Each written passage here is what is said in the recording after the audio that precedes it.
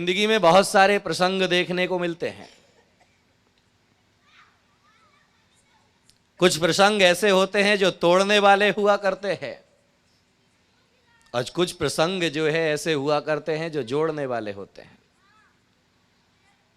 अक्सर मैं एक घटना सुनाया करता हूं, आज भी सुनाने का मन है। सुना दूं? सुना दूं? हाँ या ना? हाँ तो बोलोगी, ना बोलने का तो प्रश्न कहाँ है, क्योंकि यहां बैठे ही है तो सुनना तो मजबूरी है। और याद में रखिएगा कि भारत में मजबूरी का कोई फल नहीं मिलता है। वह कतना घटना कितनी सत्य है कितनी झूठ है इस तत्व तक नहीं जाए, लेकिन आदमी के बुद्धि का परीक्षण है। क्योंकि आदमी की जिंदगी में दो चीजें चलती है, एक बुद्धि, एक सद्बुद्धि। बुद्धि वैभव चाहती है और सद्बुद्धि परमात्मा का चरण सानिध्य चाहती है। बुद्धि शारीरिक सुख मांगती है और सद्बुद्धि परमात्मा का आनंद से परमानंद की यात्रा मांगा करती है। इसलिए बुद्धि भोजन की तरफ ले जाती है और सद्बुद्धि भजन की तरफ ले जाती है। एक तरफ भजन है, एक तरफ भोजन है, और जो लोग भोजन में अटक जाते हैं वह भजन से वंचित रह जाते हैं, और जो भजन में अटक जाते हैं वह परमात्मा तक एक दिन जरूर पहुंच जाया करते हैं, ईश्वर तक जरूर पहुंच जाया करते हैं। इसलिए बुद्धि और सद्बुद्धि का कार्य देखे कि एक बार जो है 9 का अंक सोफे पर बैठा था, 8 का अंक उसके पास बैठा था। 9 के अंक ने विचार किया कि ये जो है 8 का अंक तो मेरे से छोटा है, मेरे साथ बैठने योग्य नहीं है। इसलिए जो है उसने 9 के अंक ने 8 के अंक को लात मारी और उसे गिरा दिया। 8 के अंक को बड़ा बुरा लगा कि मेरा अनादर और अपमान हो गया, मेरा तिरस्कार हो गया और मुझे इस तिरस्कार का बदला लिया जाना चाहिए। तो याद में रखना, हमेशा बड़ा अपना बदला छोटे के ऊपर ही निकालता है, क्योंकि बड़े को तो कुछ, अब मान लीजिए अगर मैंने किसी को कुछ कह दिया तो मुझसे तो वह कुछ कह नहीं सकता है, लेकिन बाहर निकलने के बाद में उससे जो छोटा मिलेगा वह पूरा फ्रस्ट्रेशन उसी के ऊपर निकलेगा। तो वह 8 का अंक जो है फ्रस्ट्रेशन, उसने विचार किया कि उसके पास में ही जो है 6 का अंक बैठा था। उसने कहा ये 6 का अंक तो मेरे से छोटा है, ये मेरे साथ बैठने योग्य नहीं है। उसने 8 के अंक ने जो है 7 के अंक को लात मारी, तो जो है 7 के अंक को लात मारी तो वह जो है 7 का अंक सोचता है 6 मेरे से छोटा है, ये मेरे से बात बैठने योग्य नहीं है। 7 ने 6 को लात मारी, 6 ने सोचा कि 5 मेरे से छोटा है, ये मेरे साथ बैठने योग्य नहीं है। उसने 5 को लात मारी, 5 ने सोचा कि 4 मेरे से छोटा है, यह मेरे साथ बैठने योग्य नहीं है। 5 ने 4 को लात मारी, 4 ने 3 को लात मारी, 3 ने 2 को लात मारी, और 2 ने, तुम्हें कैसे पता 1 को लात मारी? अब वह जो है 1 को लात मारी, 1 सोचता है कि मेरे नीचे तो 0 है, और मेरे नीचे जो 0 है तो अगर मेरे को भी लात मारना चाहिए। लेकिन तुरंत उसके अंदर जो है सद्बुद्धि का जागरण हुआ, और जैसे ही सद्बुद्धि का जागरण हुआ तो जो है 1 का अंक सोचता है 0 है, इसे लात मारने की बनस्पत मैं इसे अपने साथ बिठा लेता हूं। और उसने जो है 0 को उठाया, अपने साथ बिठा लिया। कितना हो गया? अब वह जो है 9 से भी बड़ा हो गया। जैसे ही 9 जो है, जैसे ही 2 ने देखा कि ये तो जो है मेरे से भी बड़ा हो गया, तो 2 ने सोचा कि मैं अलग क्यों पड़ा हूं। वह आकर के जो है 0 के बाजू में बैठ गया। कितना हो गया? अरे फटाफट गणित लगाओ। 102। और फिर जो है 3 सोचता है कि 2 भी मेरे से बड़ा हो गया। वह आकर के जो है 3 के बाजू में बैठ गया, कितना हो गया? सुनाई नहीं दिया मुझे। फिर जो है 4 सोचता है मैं अलग क्यों पड़ा हूं, वह आकर के जो है 3 के बाजू में बैठ गया, कितना हो गया?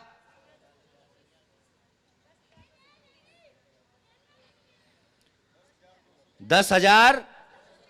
अब जो है 5 सोचता है मैं अलग क्यों पड़ा हूं, वह आकर के जो है 4 के बाजू में बैठ गया, कितना हो गया जयंतीलाल जी?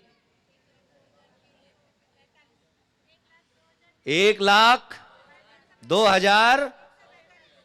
फिर जो है 6 सोचता है कि मैं अलग क्यों पड़ा हूं, वह आकर के 5 के बाजू में बैठ गया, कितना हो गया महावीर भाई?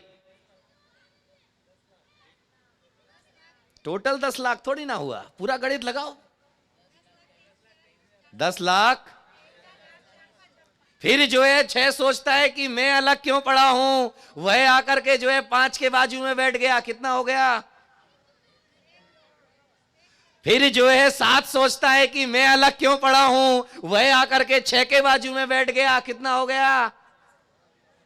बनियों का गणित तो वैसे भी पक्का होता है, कितना? और फिर जो है 8 सोचता है कि मैं अलग क्यों पड़ा हूं, वह आकर के 7 के बाजू में बैठ गया। गिनती नहीं पहुंच पा रही वहां तक, अभी गिनती नहीं पहुंच पा रही है। और फिर 9 सोचता है कि मैं अलग क्यों पड़ा हूं, वह जो है आकर के जो है 8 के बाजू में बैठ गया, कितना हो गया? याद में रखिएगा कि जब हम दूसरे को लात मारते हैं तो अकेले रह जाते हैं, और साथ बिठाते हैं तो अरबों और खरबों तक पहुंच जाया करते हैं। जिंदगी में अगर अरबों और खरबों तक पहुंचना है तो दूसरे को जोड़ना सीखे।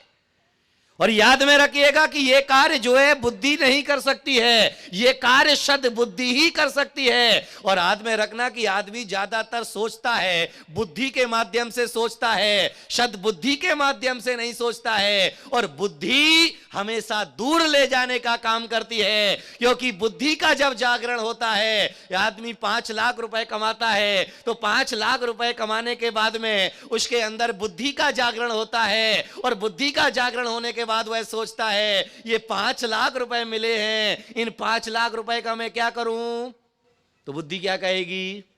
सबके घरों में गाड़ियां हैं, हमारे घर में केवल 2 व्हीलर है, अपन जो है ये 5 लाख रुपए से, बोलो ना बाबा, 4 व्हीलर खरीद लेते हैं। लेकिन सद्बुद्धि होगी तो सद्बुद्धि विचार करेगी कि भाई जो है अंधेश्वर में मेला लगने वाला है, हमने ये 5 लाख रुपए मैंने कमाए हैं, तो हमारे जीवन में पुण्य के उदय से, सौभाग्य से हमें ये मिला है। और जब सौभाग्य से ये मिला है तो इन 5 लाख रुपए में से 50,000 रुपए जो है मैं अपने घर के लिए खर्च करूंगा, और कल जो है पहला कलश लेकर के भगवान का अभिषेक करने का सौभाग्य प्राप्त करूंगा। ये कौन सोचेगा? कौन सोचेगा? कौन सोचेगा? सद्बुद्धि वाला, बुद्धि वाला नहीं। बुद्धि वाला नहीं सोचेगा, बुद्धि वाला तो केवल ऐशो आराम के लिए ही सोचेगा। लेकिन जब सद्बुद्धि वाला होगा तो वह विचार करेगा कि भाई जो है घर गृहस्थी के कार्यों में तो जो है मैं हमेशा लगा रहता हूं, लेकिन अब घर गृहस्थी के कार्यों में लगे लगे तो जो है पूरी जिंदगी हमारी पूरी हो गई है, भोजन करते करते तो जो है हमारी पूरी जिंदगी पूरी हो गई है। अरे अब तो ऐसा कार्य होना चाहिए कि भोजन के साथ साथ जो है भजन पहले होना चाहिए। ये कौन सोचेगा? कौन सोचेगा? याद में रखिएगा कि जब बुद्धि का जागरण होगा तो सुबह सो करके उठेगा, और सो करके उठने के बाद सोचेगा देखो जो है अभी 4 दिन में संवेद शिखर रह करके आया हूं, अब 4 दिन संवेद शिखर गया था तो दुकान पूरी बंद थी, इसलिए जो है अब 4 दिन के बाद अगर मैं संवेद शिखर से लौट करके आया हूं तो संवेद शिखर से लौट करके आने के बाद जो है अब जो है मैं अब जो है मंदिर जाऊंगा तो 2 घंटे का समय वहां पर लग जाएगा, इसीलिए जो है मंदिर के फटाफट दर्शन करके मुझे कहां जाना है? किस लिए? क्योंकि अगले महीने फिर गिरनार यात्रा पर जाना है। लेकिन अगर सद्बुद्धि होगी तो सद्बुद्धि वाला सोचेगा कि अगर मैं इतने दिनों से इस कार्य को करते हुए आ रहा हूं, इस कार्य को करते हुए आने के बाद में संवेद शिखर से लौट करके आया हूं, पुण्य की बदौलत हमें सब कुछ मिलता है। अरे अभी हम 4 घंटे दुकान पर बैठते थे, अब संवेद शिखर से लौट करके आने के बाद अब 4 घंटे नहीं, अब दुकान पर हम 3 घंटे बैठेंगे और ज्यादा से ज्यादा समय किसमें लगाएंगे? धर्म में, पुण्य में, सत्कर्म में। याद में रखिएगा कि जिंदगी का यह सबसे बड़ा सच हुआ करता है, जिंदगी का यह सबसे बड़ा माध्यम हुआ करता है, क्योंकि सद्बुद्धि हमेशा अगले जीवन के सुधार की प्रेरणा देती है। लेकिन अगले जीवन के सुधार की प्रेरणा देने वाली,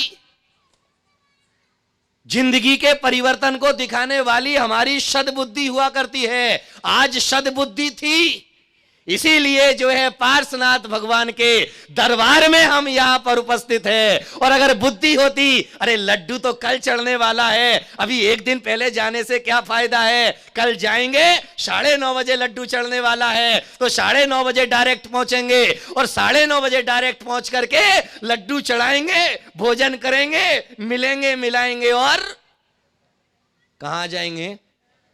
कौन सोचेगा ये? बुद्धि वाला या सद्बुद्धि वाला? क्योंकि बुद्धि वाला सिर्फ पदार्थ के बारे में सोचता है, लेकिन सद्बुद्धि वाला जो होता है वही केवल परमात्मा के बारे में सोचता है, अपने जीवन के बदलाव के बारे में सोचता है। इसलिए आपसे निवेदन केवल इतना ही करना चाहूंगा, अनुरोध केवल इतना ही करना चाहूंगा, दुर्बुद्धि और बुद्धि दोनों का त्याग करे और सद्बुद्धि के माध्यम से परमात्मा की कृपा पाने का सौभाग्य प्राप्त करे।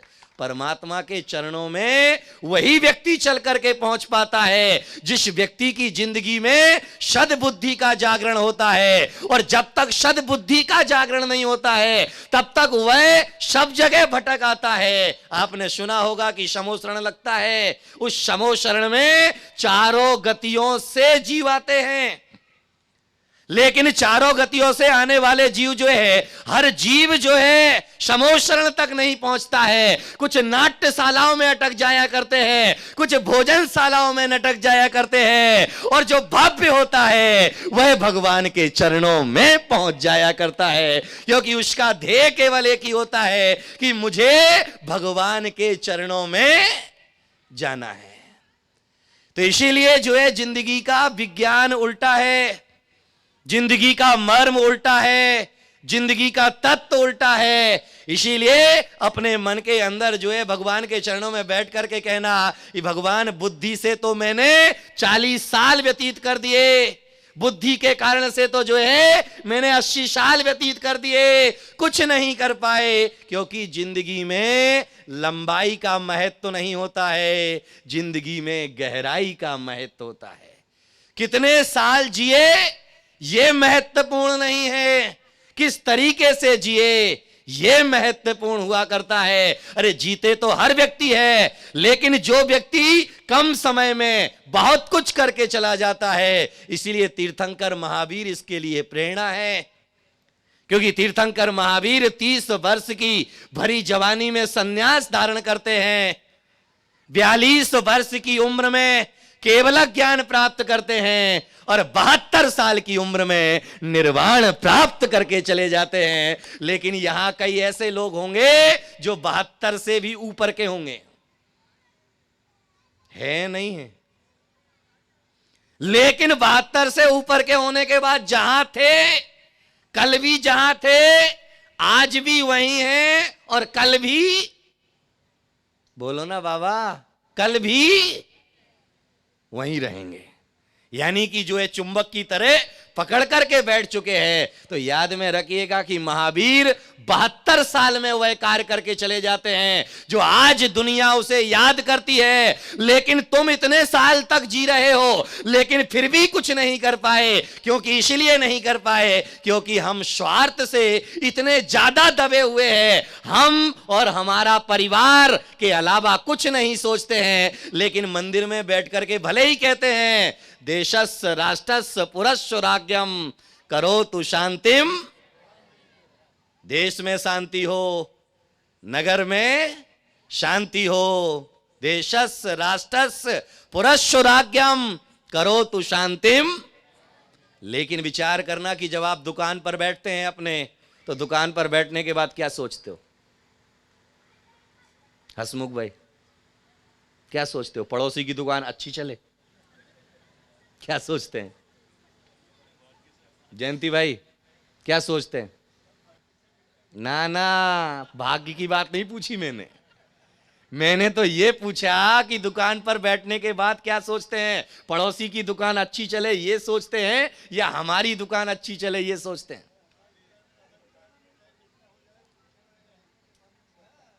समझ में नहीं आया? क्या बोले भाई जी?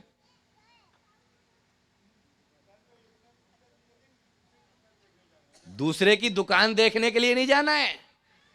हम यहां पर भगवान के चरणों में कह रहे हैं देशस्य राष्ट्रस्य परस्सुराज्ञम करो तु शांतिम।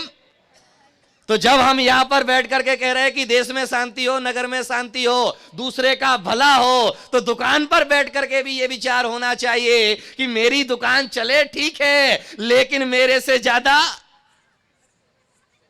कौन बोला पड़ोसी की दुकान चले? ऐसा तो भूल करके भी नहीं सोच सकते हैं। अगर पड़ोसी की दुकान ज्यादा चलने लगे तो कुछ ऐसा तरीका निकालते हैं कि उसकी दुकान फीकी पड़ जाए। प्रतीक सागर की गुण आगर की शुभ मंगल दीप जला।